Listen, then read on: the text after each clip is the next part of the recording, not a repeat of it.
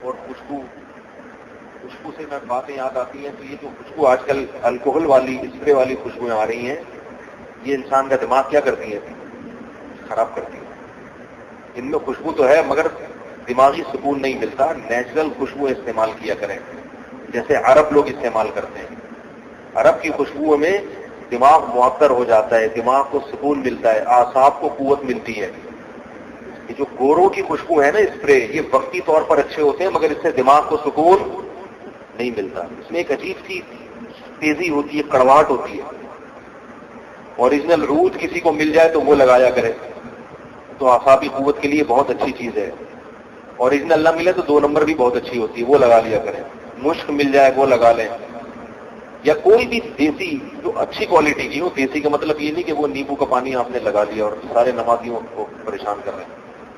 تو خوشبو جو ہے نا جو رسول اللہ صلی اللہ علیہ وسلم لگایا کرتے تھے وہ الکوہل والی کی جائز ہے، مگر جو نبی جو لگایا کرتے تھے وہ دیسی خوشبوئیں ہوتی تھیں۔ جتنا انسانی ہاتھ اس میں کم سے کم لگیں گے اتنا اس خوشبو کا اثر اچھا ہو۔ دیکھو رات کی رانی کی کہیں سے خوشبو آ رہی ہو، کیسا دماغ معطر ہوتا ہے۔ بیٹھ جائے انسان بلا اختیار منہ سے سبحان اللہ نکلتا ہے کہ نہیں نکلتا، کیونکہ وہ نیچرل ہے۔ تو نیچرل خوشبوؤں کا استعمال کیا کریں، اس سے فائدہ ہوتا ہے، صحت اچھی ہوتی ہے، اس سے اعصابی قوت